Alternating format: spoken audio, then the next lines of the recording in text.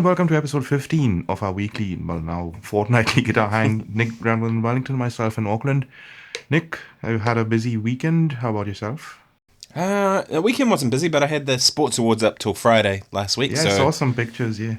yeah, it Looked was like good fun fun. actually. Yeah, and dances and the band was kick ass. And best thing about that gig was that we had a guy called James Wood doing monitoring. He's a Okay. very good sound engineer. And I went and saw him, and I said, "Whatever you've done, our in-ears are like as perfect as I've ever had." And he said, "Oh," he goes, "I didn't use my flash ones. I'm using my Shure 215s because most of you guys are." He goes, "I just made it sound good for me and then sent you the same thing." And I'm like, amazing. Everything was beautifully stereo panned. The balance was perfect. And he said he sent us all the same mix. He just gave me a little more guitar, for the bass player a little more bass, for the drummer a little more kick and snare, and and it was like, man, why can't it be like this all the time? It Yeah. sounded glorious in your in-ears, and mine are only cheap ones. They're the cheap Shures, and they just work great. But it was Yeah, a fun just gig, and I've ended up playing this guitar actually a lot okay. because we played a lot of sort of funky type stuff, and a lot of groove type songs, and then the Queen stuff I used a humbucker and the bridge guitar. Right. Yeah, no, it was good. Cool. What about you? What's been Nice. happening?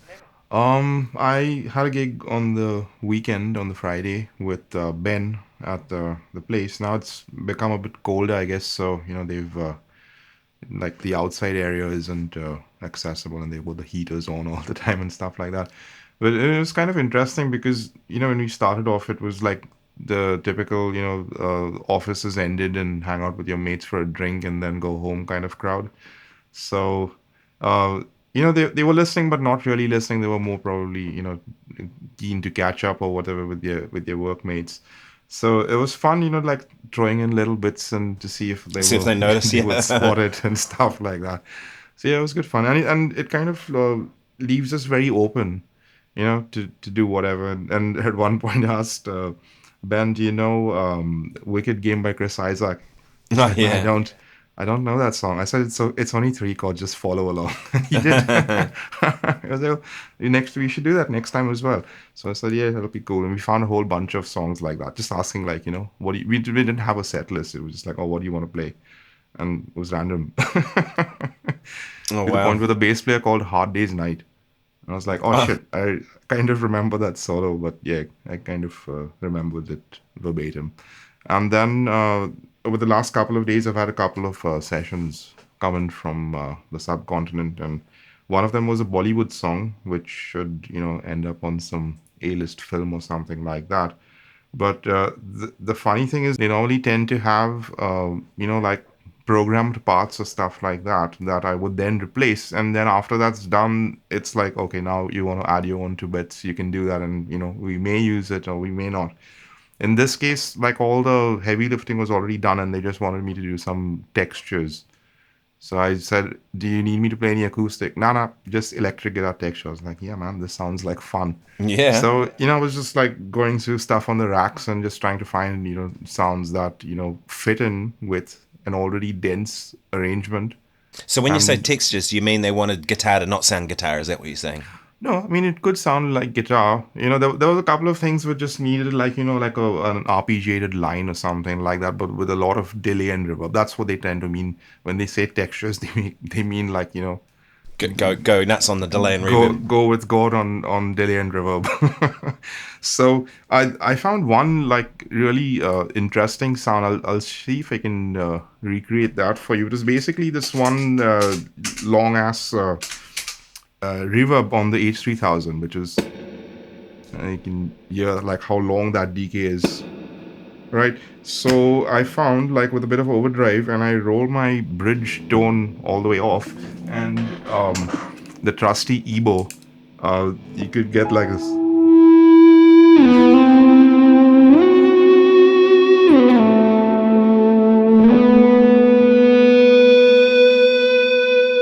And it's like a bit of a dance, you kind of have to lean into the notes when they feedback, and it's a bit unpredictable because you may want something to sustain and it won't, and sometimes you don't want it to sustain and it does, and just once in a while it does exactly what you want it to do.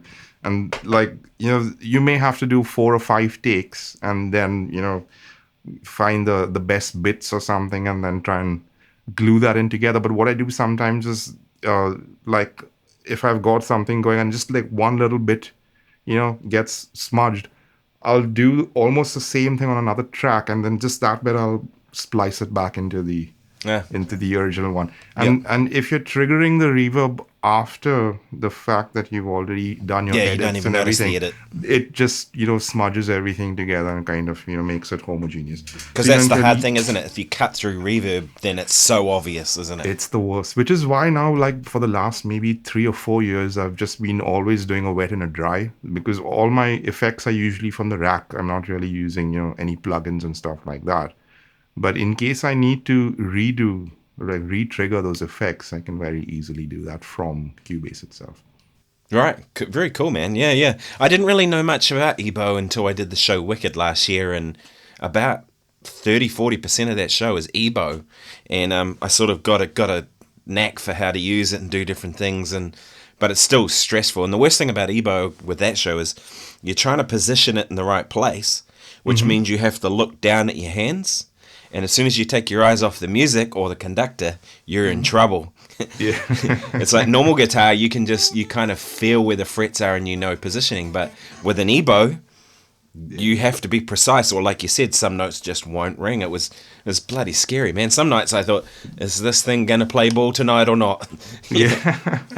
Have you ever done this thing where like you start a phrase on the bottom switch where it's like the fundamental, and then midway through you just flick your finger on that and To the push it harmonic? into the yeah. It's very cool, isn't it? Yeah. Have you tried It the takes a thing bit too? of practice, but yeah. Have you tried the thing too where you roll it across the strings and Yeah, get an yeah. arpeggio? I quite like You know, that as tactic. when I got my first Ebo, which is a fun story in itself, it came with a cassette Yes, that you could they use used as to. a demo, Yeah. and that's one of the things the guy was doing, like almost like a string, like a board instrument of sorts. I There's a mean, video on GHS, JHS, you know that guy Josh Scott, one of his videos very recently, and he interviews the guy that made the cassette for those Ebos. oh wow, cool! I'll Yeah. go and check that out. And Josh realizes that he's been playing the Ebo backwards, he had it the wrong way around, like forever. And he clicks when he's watching the guy do it, and he's like, "Oh my god! Like it's supposed to go that way around." And he sort of loses his shit a bit. Is it with the switch facing the bridge? Is that the correct way? That's the way I do it, and that's exactly what I thought too. But no, Josh was doing it he the was other doing way it this around. way. Yeah, and he was like the light has to point towards the neck pickup. That's one of the fundamentals. Yeah. But that was the guy that did the cassette that's talking to him about it, and he shows some tricks and stuff. And there's another guy, Chords of Orion, I think his name is. Yeah, I've seen that. The ambient like guy? ambient guitar stuff, right? He uses Ebo quite a bit, and I've picked up a few tricks from him and things. Because there's stuff you can do where you kind of bounce on the strings. Have you ever tried that and stuff? And Not, shall I say, consistently. Sometimes I've done it by mistake. yeah. Man, well, I play like Ebo like once a year. I'll pull it out and I'll go, right, what am I going to do with this thing? And then it's almost like I have to relearn it all again. Yeah. Have you ever done Ebo and slide together? No. Oh, that's a trip. I'll bet. Because bouncing. now you're fretless, right? You're fretless but with infinite sustain.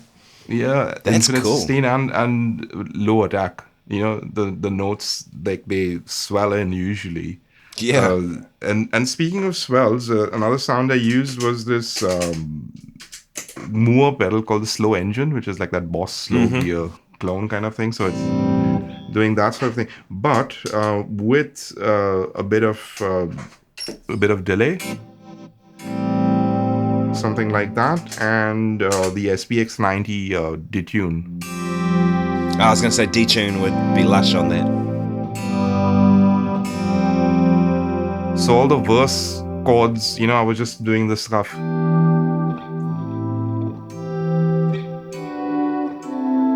And sometimes you just create extensions over a usually vanilla chord. Yeah. And that's kind of what they want usually. They just Colour. want it to yeah. I want colour, For it yeah. not to sound so brick and mortar. Just put some, space between the notes or whatever you want to call it. I've made I wouldn't say a lot of money, but I've made some money out of doing that on sessions, because a tactic I do a lot, is just try and play the extensions and just give them color, and Yeah. you can make tens of dollars like me. Oh, well. Another thing I did last week is after ages, I made a product demo video, and I saw it. Roland Australia, they sent the Katana 3 for me to try out, and I was like, how different it is going to be to the 2. But they had that new, pushed mode, which is, I guess, some sort of a boutique thing.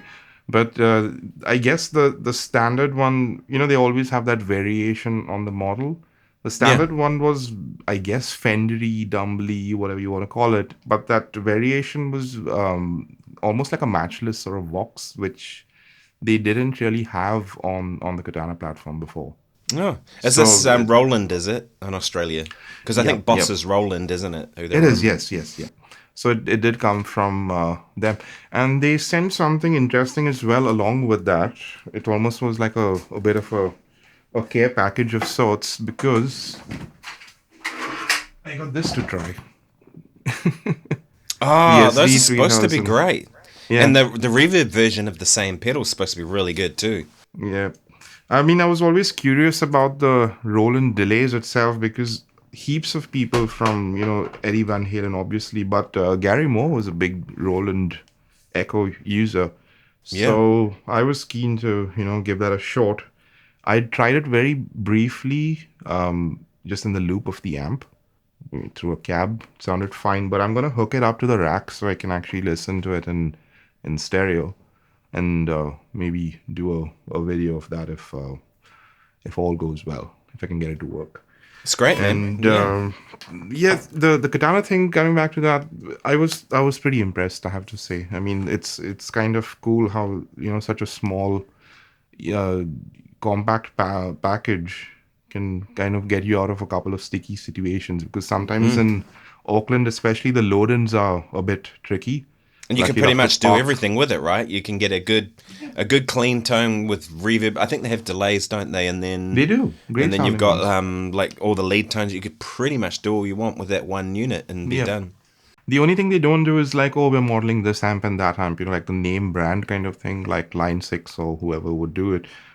It's just like, it's almost like the old Yamaha modeling stuff. You remember that DG series stuff? It was like very meat and potatoes, but you had access to everything you'd need on a gig.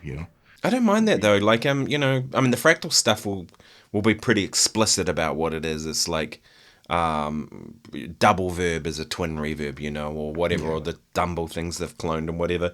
But I mean, all I really care about is does it sound good or doesn't it? So if it just calls the channel clean and it's Yep. good clean, I'm good. If it's crunch and it's Marshall-esque and it does that thing, I'm good. And the best part about this is just after I got done with the review, my dad called in a panic because he's got this little Ibanez Troubadour acoustic amp that he uses to play in church. And he was like, oh shit, this thing's not working well and I need an amp in a hurry. I was like, oh, you can, borrow the Katana. It's got an acoustic mode as well.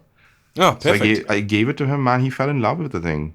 So he The was like, acoustic mode would be super yeah, handy because some gigs too, you might want to play electric and then play two or three songs on an so acoustic on guitar acoustic and or nylon string or whatever. magic. Yeah. Something like that. So I told him, man, you hang on to that, because the next day he called and he said it's making me feel like playing more, which I think is amazing for his age. He's around 73, I think. I So think Boss have their marketing down too, or Roland, because I've seen that they put that in the hands of a lot of people. So mhm. and a diverse audience too. Like your audience is different from a lot of the people I'm Yeah. sure than the people I've seen. And I think yours is the only one I've seen from a Kiwi, so that's cool. Yeah, the funny thing is they hooked up with me because they needed something for the Indian market. And Ah, they said, would you be able to do that for like the first katana? And I was like, yeah, sure, I can do that. And then it came through Roland Australia, so it led to me, meeting those guys, which is cool as well. And I but you've think got at an that, Auckland audience too. It's not just an Indian audience. Do you know what I mean? yeah, So I you're mean, it's kind of global. best both worlds now, kind of thing. Yeah, Um, I mean, just in terms of like metrics, there's obviously, more people tuning in from India, I'm guessing. Just in sure. terms of numbers, just down to the fact that there's only There's 5 more people million there. people in this country. I remember having that conversation with someone like, where do you really want to be famous in, New Zealand or America? And he was like, yeah, good point. Yeah. To be honest, at this point in my life, I'd pick here because at least you're working. Except that the difference is, though, I've noticed with Kiwis is they sometimes have to be told if something's good. You know what I mean? So if you have Yeah. success in the US, then all of a sudden everyone's paying They attention. they take note here. Yeah. I mean, the prime example of that is the Flight of the Concords, right? You remember them? They went to TVNZ and they got turned away, and they said, "Oh, it's not funny. It's not going to work." So they went okay, and they went to HBO in the States, and all of a sudden it blew up. It was huge. They're now massive superstars, and then what I laughed about is when they came back, it was on Prime, not TVNZ. It's almost like they went, "Screw you," you know. Yeah. But I I've seen mean, that to so be many times. I've seen the same thing in India as well, to be honest. I mean, apart from the mainstream stuff, there's a lot of stuff that falls between the cracks that doesn't really get picked up unless, people elsewhere notice it.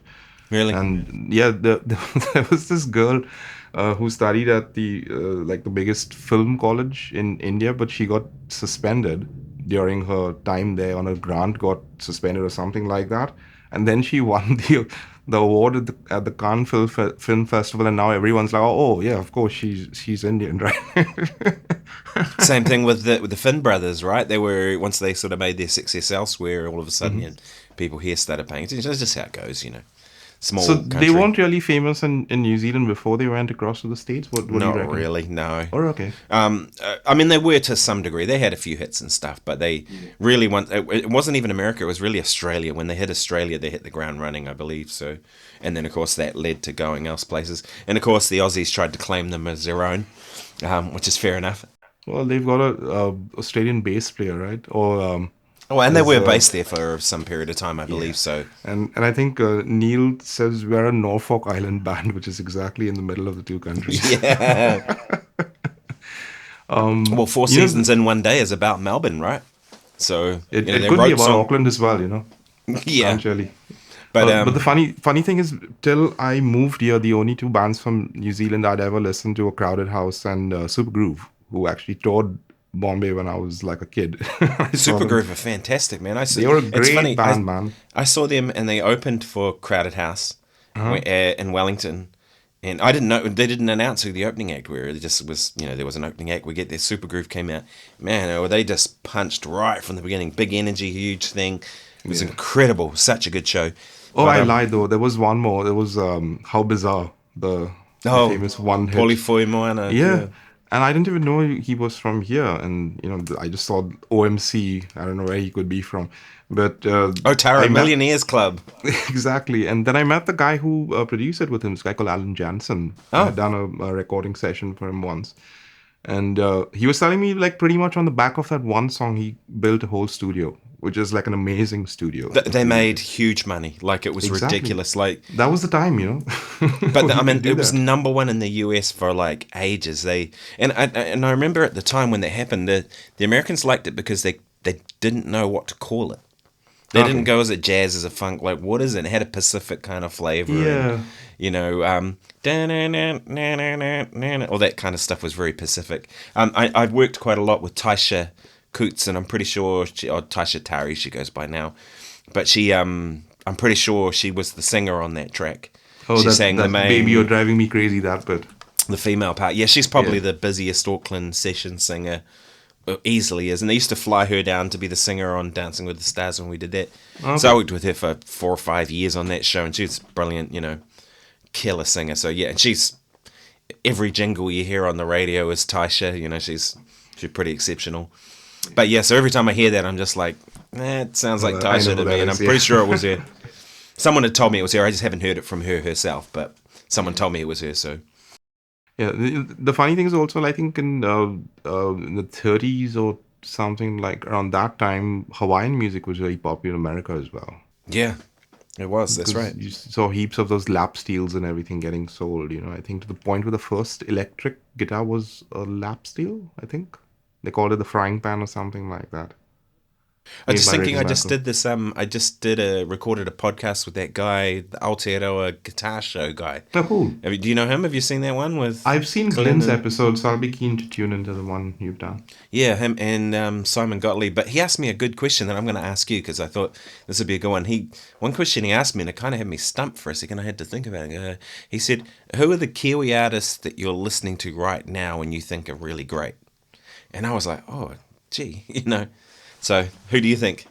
I think my favorite's always going to be Trinity Roots because that was like the first band I tuned into, and after I just moved here, so it kind of takes me back to a time where everything about this country was very new, and just finding lot of things, and I think the music still holds up. Yeah, but they're not really like it's got to be right now. That's the bit because I Oh, could right think now of you mean? like bands from the past, but like right now, and I came Um, up with LAB exactly. I was going and to say like Drax that. Project were another one because I remember them as students of mine, and there's a few other people doing stuff. But I was like, gee, right now was the hard bit like of Kiwi music. My friend Johnny used to play with a band called Summer Thieves. I think he just recently may not be with them anymore, but the stuff he did with them was pretty cool. It was like especially all the live stuff that he would post sounded great. Great band, nice groove, and What good sort of singer. music? I don't know them.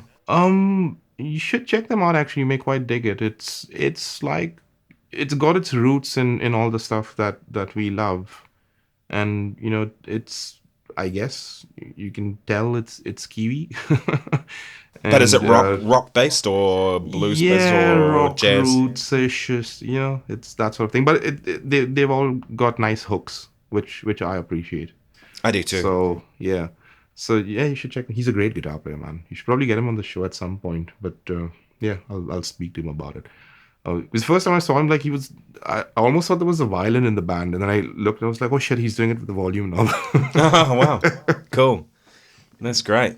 Well, we've got Corey Christiansen here in Wellington at the moment, so he's here for about a week or so. So I'm Cool. looking after him on that. I don't know if you know Corey, but he's kind of well known as an educator as well as player. Great player. But as an educator, he used to be, I think, the editor of Mel Bay. So if Okay. you haven't read any Mel Bay books, he's put out about, I think he said 70 books of his own he's put out now. Wow. So Well, that's a lot.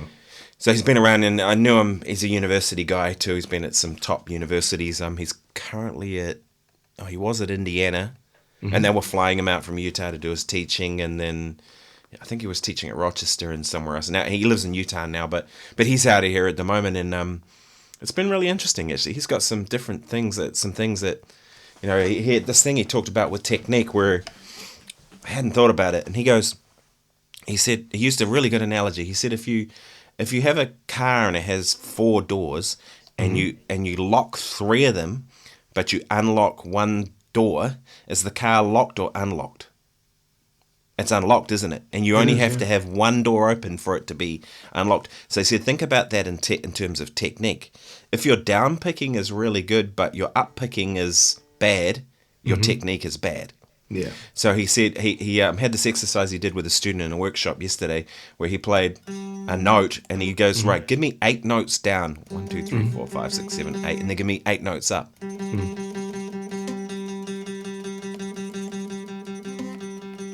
You can see I'm already missing a string when I'm doing it. And then he goes, right, give me 6. 1, 2, 3, 4, 5, 6, 1, 2, 3, 4, 5, 6, 1, 2, 3, 4, 5, 1, 2, 3, 4, 5, 1, 2, 3, 4, 1, 2, 3, 4, 1, 2, 3, 1, 2, 1, 2, 3. And then he said, try and play a tune that you know, but do them all upstrokes.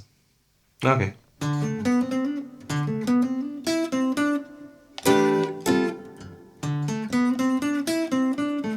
It's just bloody dreadful trying to do that. And he said, if you do that, and he makes all his students do that at the uni, and at first they're like, they're like getting really mad with him. But he said after about 6 weeks, it settles in, and then they go back to doing both, and all of a sudden it's like they've doubled their technique and their chops, and he Oh, had some cool. really good ways of looking at music like that. And I thought, that's interesting. So it's kind of made me think about it and go.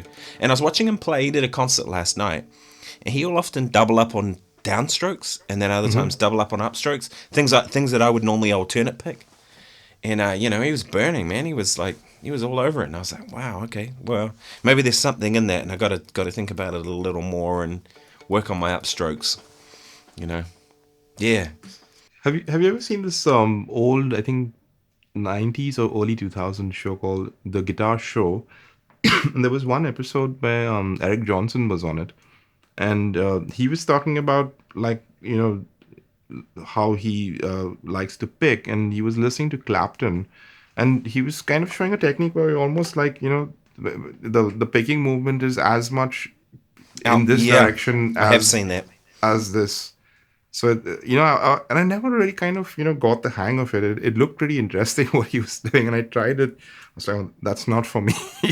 Yeah, that's sort of how I feel about that upstroke thing because I noticed it. There were certain things he was doing, and I thought, well, I don't know that I want that result, but it did make me think. Well, maybe there's something in some of that stuff. You know what I mean? Like, and the theory is sound, right? If you make your upstrokes as strong as your downstrokes, now your chops double, right? And I thought, yeah, because the upstroke is for most people the weakness. Excuse me. The other one he talked about that I thought was really fascinating too was he talked about scales, and he said when everyone learns scales, they go, and he goes 2 octaves, right?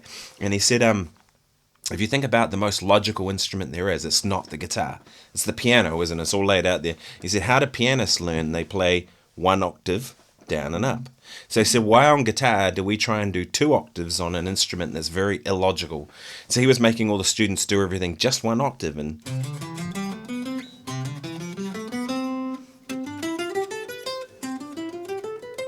you know them.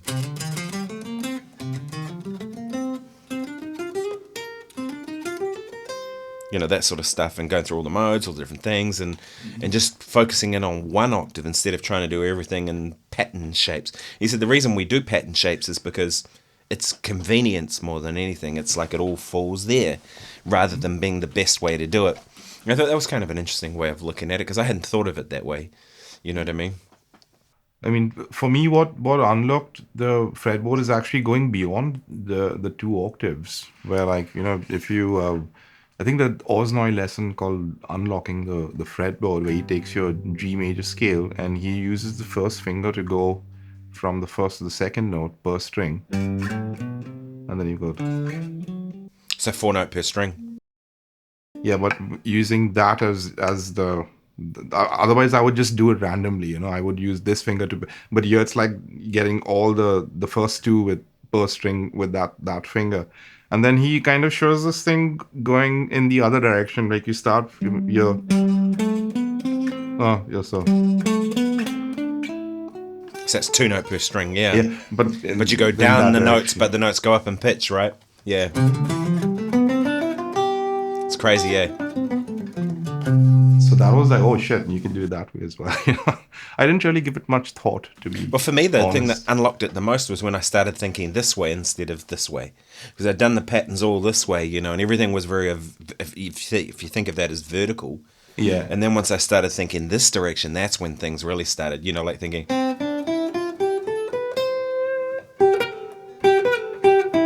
yeah,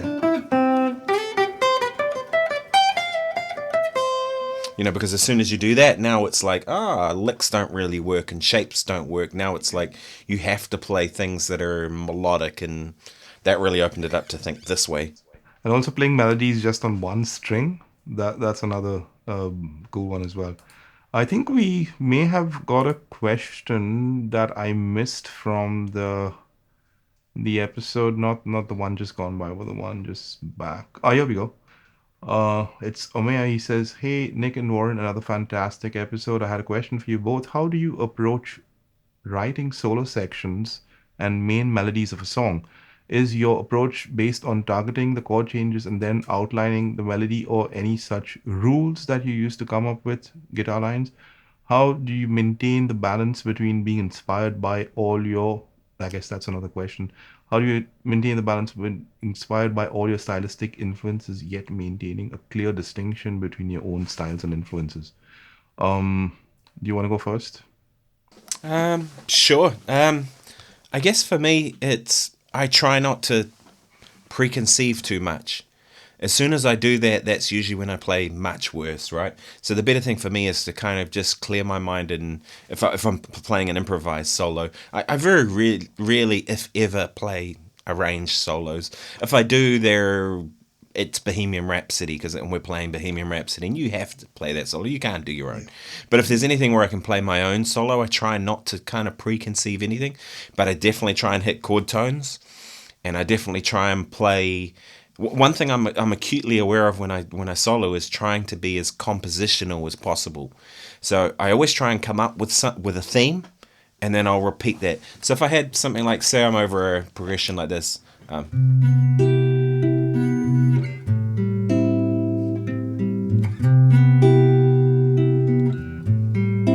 might go.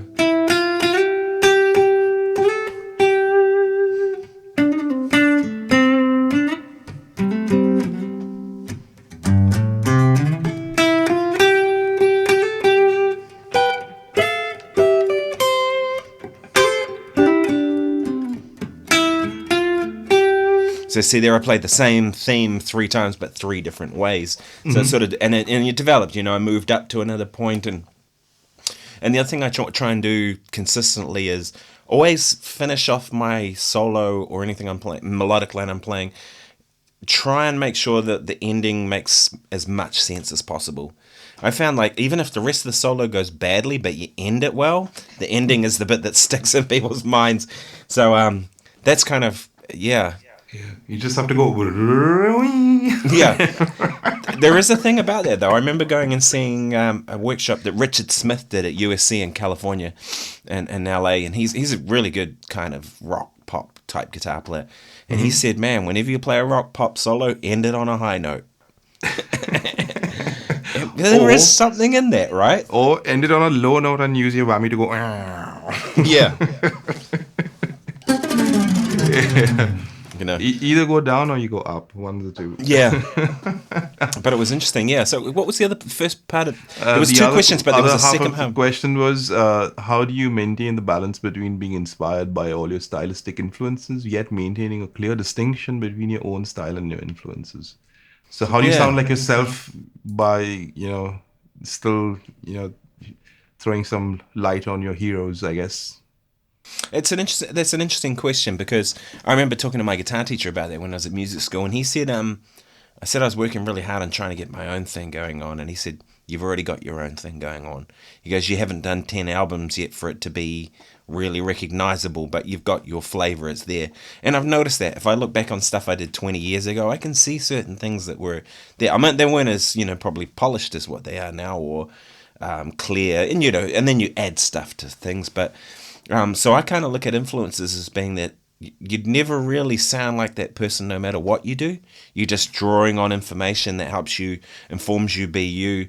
And I think at the end of the day, like one thing I enjoy about hearing you play is like I can hear your influences, but I also hear you just doing you. And I think that no matter how much you spent working on your influences stuff, it's going to come out in your way because of your set of priorities as a musician. So my set of priorities are very different, and so therefore it's going to come out as that should be obvious to people anyway. And we're hunters and collectors with this stuff, There's 10,000 licks that I've grabbed from everywhere, and some songs I've learned and all this stuff. And then when I play that, hopefully all of that is a melting pot and shows people what I do. So I don't think there's any risk of you talk about people as being, sometimes you hear people say people are clones. And there is a little bit of that, but not really so much, I don't find. Even the people, like I've heard people say, that person sounds exactly like George Benson. I go and listen to them and I'm like, man, it sounds so far away from George Benson, it's not funny. Yeah. You know what I mean? It's like, but maybe they hear someone play the Benson octaves.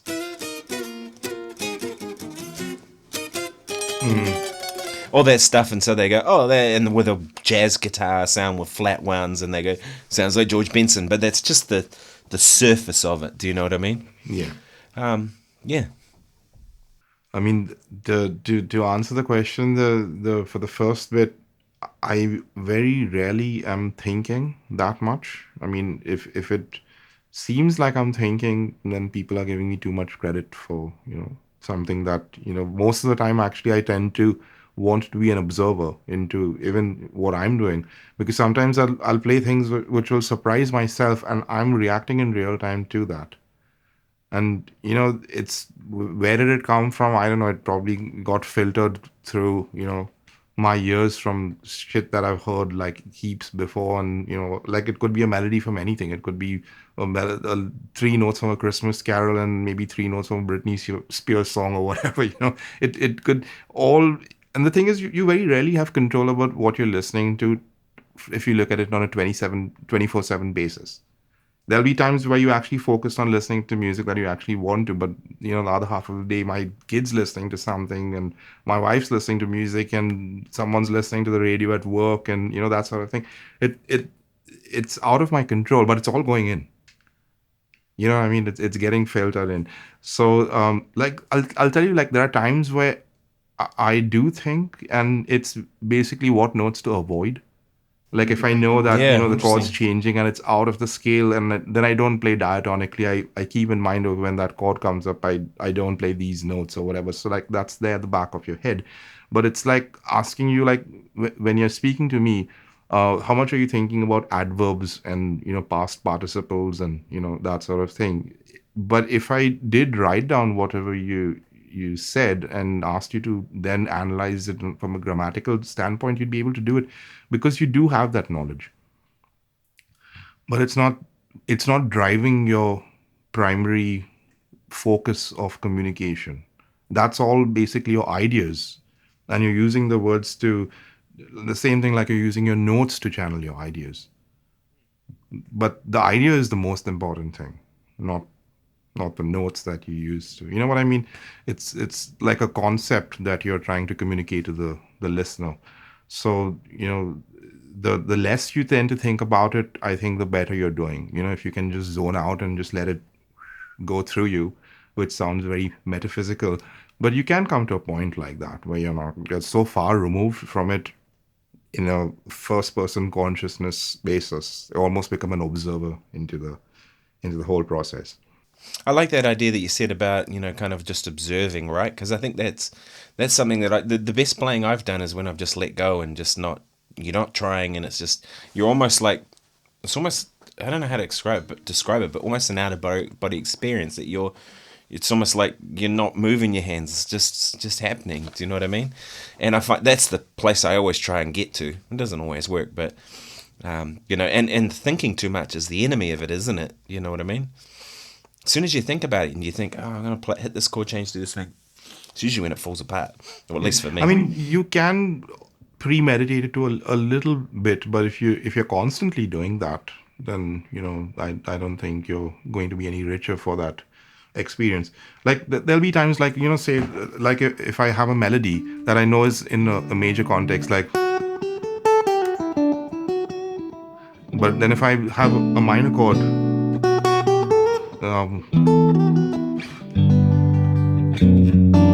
it would work over chord progression like that as well. So that's something I do. I love taking like familiar melodies that you've heard before in a different context and then switching it at times. That then I'll think about it like, oh, it'll be fun to throw that in there. Maybe like a couple of bars leading into it, where then you drop it in, and then once that's done, I'm back into not thinking so much. So there'll be like a few moments here and there that I would consciously be saying, okay, that's what I'm going to play at that point in time. But it's probably just like 5% of the whole process. Great, good, really good advice. Yeah. What was the second part of the question again? The second part was about your influences, Yeah. and Do you want to just talk all I about have to that? say about that is I tried over the years that I've been playing to sound like many of my heroes, and I failed spectacularly at at copying each and every one of them. But in that process, I kind of, in failing to copy someone else, I ended up being me.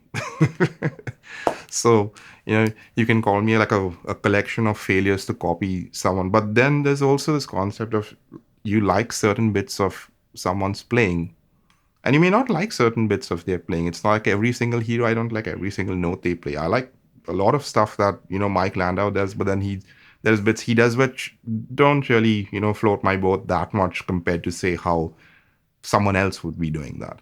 So I take that bit from what he does and that bit from what someone else does, and all these little bits and pieces that are down to your own personal taste, which is kind of what is, you know flavoring the whole mishmash of all your influences.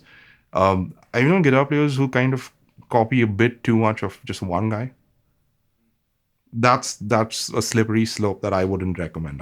I would say steal from as many different disparate sources, not just guitar players. You could steal from horn players and singers as well. But steal for as many people as you can, then it kind of becomes harder to pick. Oh, that's where he got it from. And then maybe once you tell people, oh, this is where I got it from, they're like, oh, okay, now I make the connection. But it's not an obvious thing that someone who's just listening to us like, oh, I know exactly where you got that from. I think, and stealing like from singers is a really good one that you mentioned too, because there's ways that singers do things that no other instrument really does. Something like, for example, leaving breaths in certain places that no other instrument really has to in the same kind of way. Horn So that players makes you, yeah. Well, horn players can still, you cheat. know, yeah. There's circular breathing, and there's ways things that they can do where they can play like long phrases that a singer just wouldn't. But a singer would do something that teaches you a lot about phrasing. I remember, like, we talked a lot about the Beatles and things, and used to learn a lot of Beatles melodies and stuff, and me too with a lot of songs, and not just Beatles, but I like to draw from all that stuff. One of my favorites is Yeah. you know,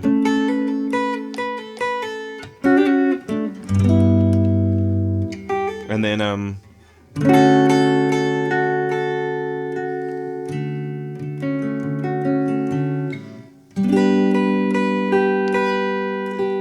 mean, such a beautiful melody. Um,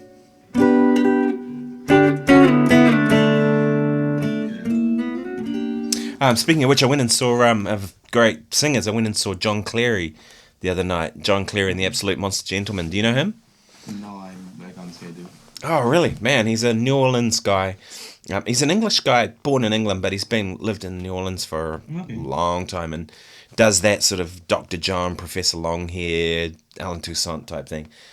Man, that was a heavy gig. Like 4 bars in, I looked over to my friend who's one of my favorite drummers in town, Richard Tioni. I looked over to him and I said, "It's going to be a good night." They just came out like right from the go, and the pocket was deep and big. And you like 4 bars in, I'm not kidding. 4 bars in, I was just like, I was smiling. I was like, this is great. All three of them sang, and they sang 3-part harmonies. And John Cleary he's a piano player first and foremost, although he sings. He was Bonnie Raitt's piano player and background vocalist for a long time, before he sort of got a bit of notoriety for his own thing.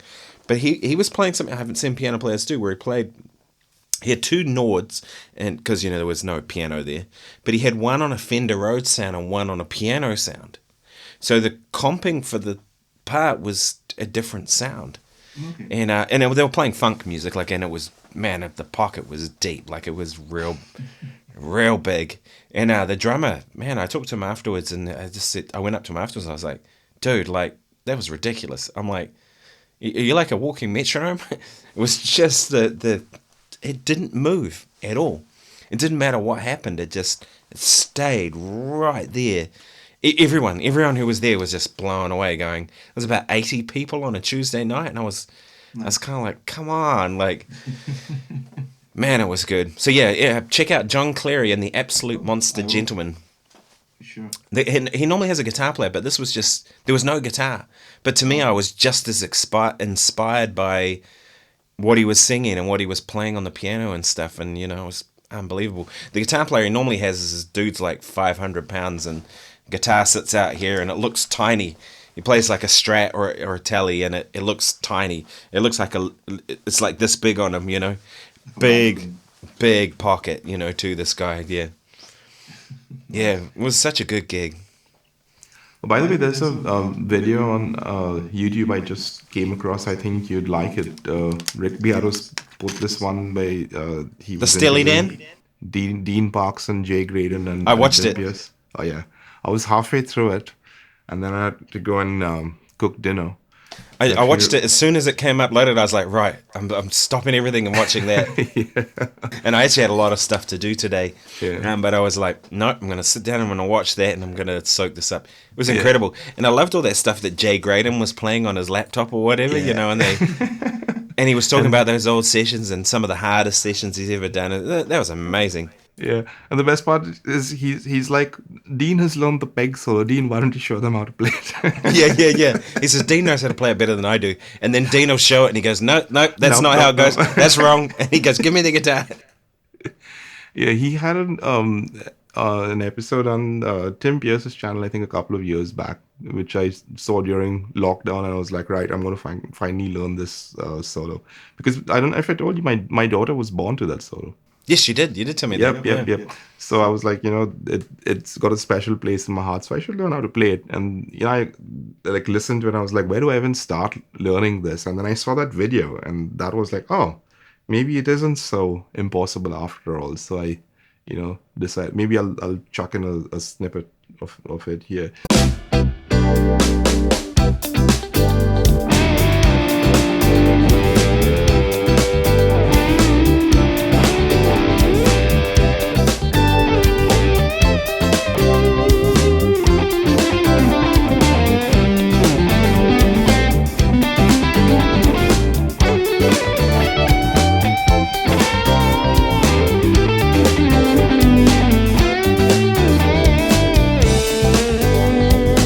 I have to say though, it's hard on the fingers, those double stop bends and stuff. And then he was telling Dean, no, you don't do it with two fingers, you have to do it, You do it with one, yeah. one. Yeah. And also, And he also said the first note, da-da-dum. He Yeah, said it's that single note. it's only a single note, which would Yeah. make it easier. And also, he said he used 9, 11, so 9 on the 14. E string, B, 11 on the B, and 14 on the G. 14. That's probably why.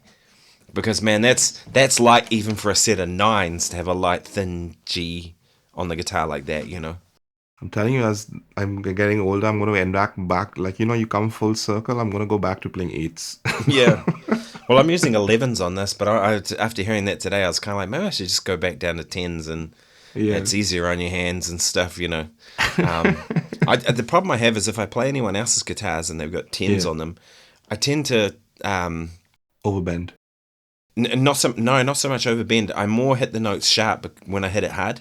The bending I get used to in about 2 seconds, because Oh, okay. this guitar actually has a lot of tension on it. I don't know why. These are 11s and I bend it, but I have other guitars that are the Fender scale, and they feel much lighter. Like my actual Telecaster has has 11s on it, and I play that and it feels much lighter. I don't know why this one feels. There's a theory about how rigid the neck is. So the more rigid it is, the stiffer it feels. Because apparently the Eric Johnson Strats have a reputation for being stiffer than most. Because they're Strats. quarter sawn. Because of that. Yeah, if you look at the grain, I don't know if it'll hold up on the thing, but it's like all, straight lines on that neck.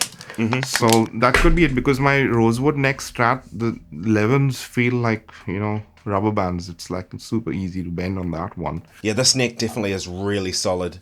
And I don't know if it's very straight. It's got some, hopefully you can see the kind of grain patterns in there. They kind of look like this. They're going, I don't know. Maybe yours is quarter sawn as well. Who knows? Could be. Yeah. They're pretty straight along that point. I don't know. But it's got a great neck. The only problem with this guitar, and I've always felt this, is it's got a smaller nut than I'd like. I like the 43mm nuts like on a Les Paul or something. I don't like the smaller nuts like this. It's a 41. So it's just a little small and cramped down there. But I play here most of the time anyway. But those Eric Johnson Strats are supposed to be some of the best, people say. They're really, really good guitars. Especially the first couple of years, apparently, because the rumor I had, I don't know how true it is, but the custom shop stepped in to fill out some of the orders because they were, they couldn't churn them out fast enough. So having said that, it is pretty comparable in terms of quality to any custom shop I've played. I don't really know, what would make it better. And I just think the older it gets, the more seasoned and worn it gets. Yeah, and, totally. And That's for me, like this. the refret to the jumbos, that made a big difference, because I think it comes with medium or medium jumbo frets, which is okay, but for my preference, I like the fatter guys. So once I did that, it was boom. It's So they got super full comfy. jumbos on that, have you? Which ones are they? 6? I think they are 6100 equivalents because Oh, they 6100. are, yeah, they're stainless steel, Oh, which they're stainless. Ramsey did he did a spectacular job. Like the action's like super low, He's for pretty good, isn't basically. he? Yeah, yeah. This has got. I describe these as medium, and I thought about having it refretted because I I don't like small frets. I also don't like really big, crazy big frets, but it probably would suit on this guitar. Yeah. I read this interview with Stevie Ray Vaughan in Guitar Player. I think he said, the reason I like the big frets is like the notes instead of dying out, they get bigger as they sustain. Well, it And sort of becomes fretless, doesn't it? Because it's like the Malmsteen thing of scooping out the fretboard. yeah, Because now you're not hitting the fretboard, so vibrato yeah, becomes you easier, do bending becomes easier. you do like make some contact with it, but it's much easier to dig in and bend. Like I can't really play on very short frets. Like skinny's fine, but if they've got some height, I'm fine. But if it like really, but you know what that is really good for is like chording and playing stuff because the intonation is perfect with that. Exactly. Yeah, This guitar's like that's the that. trade-off. It's got quite low, small frets. They're what I'd call medium to low, and Yeah. so for chords, yeah, they definitely become more in tune. So I've got one guitar like that, which has got like the skinnier, narrower frets, uh, and I just use that strictly for rhythm, like the Dire Straits song. Was it? But He what's does what's one. the nut width on your guitar? Yours is probably about the same by the look of it. It looks pretty narrow. Do you Yeah, know what it is? I could find out and then put it on the screen. No, I just that was my own curiosity out of it because this Yeah. guitar, it's the one thing. Let me see if I can Google that. Actually, you never know. Eric Because this is Johnson 41, I think track 41 and a half maybe, and not with. my Let's see AR what they say. my AR 420 is. Here we go. It's 1.650 inches. What's that in millimeters? 42 millimeters. 42, so it's pretty much the same as this. It's 41.5. And as I said, my AR 520, which is that sort of small body 335 I play a lot, it's 43, which is like a Gibson, and that's the one I really like. So yeah, yours is about the same. Do you find it squashed down here at all, or is you just probably. Not really. I mean, it's not a skinny neck. I mean, it's got some meat. No, So, but it's this this distance that way, or not this that way. that's not ever been a deciding factor for me because I've got a couple of friends who are super picky about like, the nut width. And for me, it's more the radius that is a deciding factor. I can get used to like the only kit I couldn't play once was a friend's Rickenbacker, and that was super narrow, like tiny, like my hands didn't fit on that neck. Yeah, I've had that with a few of those 60s Gibsons like that, where the nut got really thin and they're awful. They're just unplayable. Yeah, this has got a flat radius too. I think this is a 12-inch radius, which is my 10 or 12 is like where I like to live, you know what I mean? Or a compound radius. But my SCO guitar, which is just over here, this is interesting. I looked it up the other day. This is a 7 1/4 to 9 compound radius. Okay. And I've played a bunch of 7 1/4 guitars that just fret out and they're awful and they're unplayable. And yet this thing, I've got the action super low and it bends perfectly and I can't You know explain it. where it makes a difference is this from a 12 fret above. If you've got a 7.25, getting this bit to have low action and bend without fretting out, that becomes a challenge. And I mean, I've seen luthiers do it and they know what they're doing and stuff like that. But on the whole, like with me setting things up, as long as it flattens out somewhere after this point, Maybe that's why it works, yeah. Because it's 7 1/4 and then it becomes 9 1/2 yeah, in the upper half. over here, 7.25 feels lovely. For chording and stuff like that. It actually follows the natural because if you just hold your hand like that without putting any pressure, you can see your finger normally tends to curve. And it's here where you want things to flatten out because then you can get those bends to go wing and otherwise not go the moment you. Interesting, eh? Yeah. I've been thinking about all that sort of stuff quite a bit lately, sort of, I don't know why. It's sort of, I don't know, I'd love to have a custom guitar made one day. That'd be the only way I'm ever going to be fully happy with it. You know Yeah. what I mean? Although I'm pretty happy with this setup at the moment. This was really good on that Sports Awards the other day. The other thing I Yeah. picked up too is I picked up a Fender FR10, the little powered speaker for the modelers, you know what I mean? And it's really good. I borrowed the FR10 and the FR12 again because I borrowed them before and did a comparison. Literally, when I had them, they'd sold. Mm-hmm. And then so they said, "Oh, we've got three of them back in. Do you want them to try?" And I said, "Yeah, get the 10 and the 12 for me before anyone else." So I tried them, and then they were like, "Oh, could you bring the 12 back? We got someone who wants to buy it, unless you want to take it." And I said, "No, I want to take the 10." And so the other two have already sold, so they're all gone now. Okay. But the 10's really good. Like I'm really happy. It's lighter, it's smaller. It sounded like it had more punch too. So Mm-hmm. I tried the one with the 12 in it, and it sounded more open, but in an unnatural kind of way because Right. it's in a bigger cabinet. So having a bigger cabinet with more air in there just made it sound less. I don't know. I just didn't like it as much. But I tried something interesting, by the way, along those lines. When I had the katana just before I gave it to my dad, um, the um, the speaker's hardwired right to the amp section, but it's got those lugs, so you could just pull them out, like those snap-on connectors. So I took that and I pushed those connectors onto a jack socket, and then I just ran that into my Marshall 2x12, and I just wanted to see what the katana sounded like through proper guitar cab, and it did sound great. I mean, 2x12 sounds better than a 1x12 little does it open not have max. an external speaker out or something? No, it doesn't. But Really? this was it was pretty easy to do. You just, no soldering or Which anything. katana was it? Was it the 50? It was the 50EX, which is a slightly upgraded version of the 50. It takes the GAFC foot switch as well. So you can, Get add the in those extra effects switches and and wait. sure. Yeah, yeah, yeah. Cool, That man. and one other thing, I think. I think it's got a line out that doesn't mute the speaker. So you can, play and then Yeah, I saw kind that of on line out John the front. Cordy's video about that, and Yeah, he got the yeah. wrong one, the one that mutes when you take a line out, and he was like, "Ah, no, the speaker doesn't work, and there's no way around it. It's like built into it." So It just doesn't. I tried one more thing. It has a power amp in. So I took the outs of the Sir reactive load, jacked it into the power amp in, and used the Katana's power amp to drive my 2x12. oh And it no, sounded and great. It sounded great, and I was like, man, I want that Katana power amp in a little box. I can just use it only for that purpose because well, they make using a that head amp, version, right? they do, but then it's Still got like a big heavy, yeah. I want just that little power amp in a small little box. But having said that, I read the manual and they don't use a Class D power amp. They use a Class AB, which apparently mimics some impedance curve of a tube amp. Or I mean, you've read that kind of line. It mimics that or whatever. But having They all said say that, that. it feels great.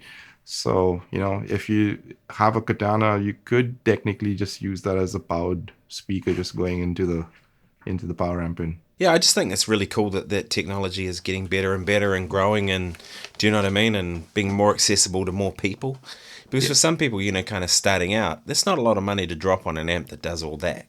Yeah. And it gets them underway, and they can start doing gigs and whatever they need to.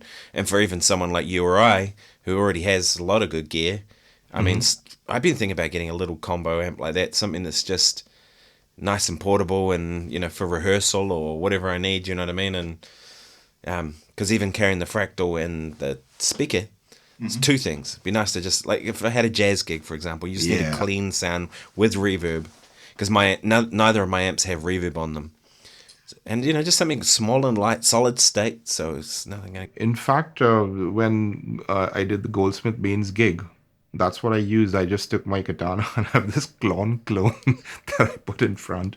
Ah, So I just took the Les Paul, that clone, and the katana. I set it onto a pretty cleanish thing, but a bit of reverb, and I just hit the pedal in for solos if I needed it. But it wasn't a gig that needed me to have a bunch of different sounds. But having said that, like say if I was doing like a usual pub covers gig or something like that, that would do the job just fine as well. totally. I It can just see a lot of pub covers bands guys using that, Yeah. and especially if it was the head and they're just going straight out into the PA. Yeah, or even the hundred combo will do that, or the 50EX, and use the foot switch to you've got four presets I think, and then you can just kick in your drive and modulation. It had that slow gear thing built in. I was like kind of surprised, like, oh, that's cool. They've put in all those Boss effects that people covet and stuff like that. The delays were really nice. They had an SD 3000 delay algorithm in that, Reverbs were perfectly fine. I mean, I wasn't trying to go for that big sky kind of, lush, humongous Did they have reverb an kind of thing. octave in there? Yeah, there were a couple of optionals. Like one was like this thing called heavy octave, which was kind of nice with distortion. Then there was like a standard pitch shifter. There was even one you could assign the expression to and do a whammy. Wow, So yeah, the cool. the options were pretty immense. I honestly don't really have the time and patience to go through every single one of them. I'll rather kind of pick and choose, or that's useful, or things like that, which catch your attention. But I mean, I don't really see the need of like adding effects to a setup like that. It's all built into one box. You connect your foot switch and off you go. Awesome, man. Well, I just thought we're at an hour. Maybe we should wrap up. Yeah, we should. It's been great to chat and do this Yeah. again. So I'm sorry our schedules have been busy and I mean we haven't been able to keep to the weekly thing at the moment, but that'll come back. Yeah, We're back to the something weekly good. soon. Yeah, And if people have lovely. questions, do leave them below. We try to get to them if we can. Yeah, one question per episode by our track record. But Yeah. actually, what I should do is I'll put a question thing on Instagram maybe, because every time I do that, I get like more questions and I know what to deal with. So Well, you've got a maybe big I'll following on there, so you might as well use it yeah. to advertise it and what Well, have you. yeah. So we can maybe do an Instagram special for the next episode where we only go through questions. Sounds good, man. Awesome. Cool, All right. man. Lovely seeing you. Catch you guys You too. soon. See ya. Bye bye.